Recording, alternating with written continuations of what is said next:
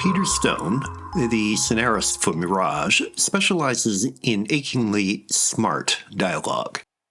The characters in a Stone script never face a plot development or emotional situation for which they do not have a pithy response.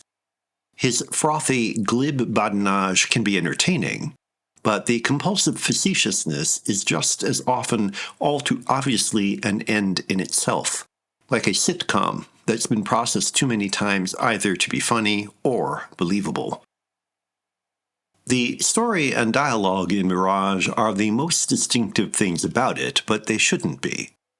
Working from a novel by Howard Fast, Stone combines a neat hook, the efforts of amnesiac David Stilwell, Gregory Peck, to recover his memory with flashy, new wave-ish dislocation and temporarily incomprehensible situations.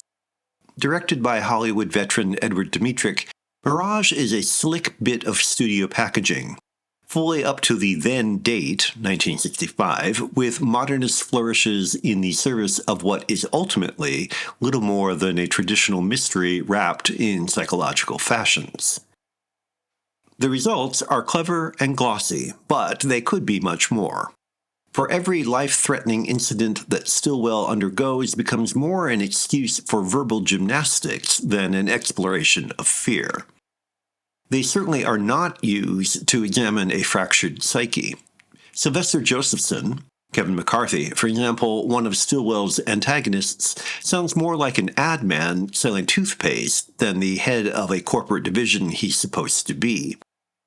Stillwell's big moment with ex-girlfriend Sheila, Diane Baker, consists of one quip after another tossed back and forth like a tennis ball, preceding the inevitable kiss before fade-out with Sheila saying, "You don't have to sign anything, let's just say we're in escrow." Real estate agents no doubt find it romantic. The actors are not alone in struggling to overcome Stone's conceits. Cinematographer Joseph McDonald creates a sleekly creepy atmosphere in the modern office building where much of the action occurs, for example, although in its way, the cinematography is almost as showy as Stone's banter. Dmytryk, more a master of violent action than paranoid menace, gives the film a lean, crisp movement.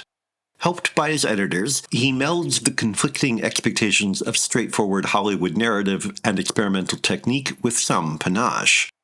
And, to be sure, Stone shows considerable invention in the outlandish action he inflicts on Stilwell. It's just that his preference for wisecracks over anything more moving assures only the most superficial involvement. What is more fearful than to lose your identity, cast adrift in a violent, hostile world when you're not even sure of the truth of the things attributed to you?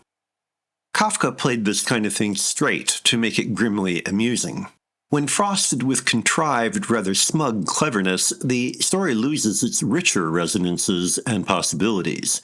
No matter how harried David Stilwell may get, he's always got his wits. That is what makes Mirage go down smooth, but it is also what keeps it from being as compelling or funny as it could be.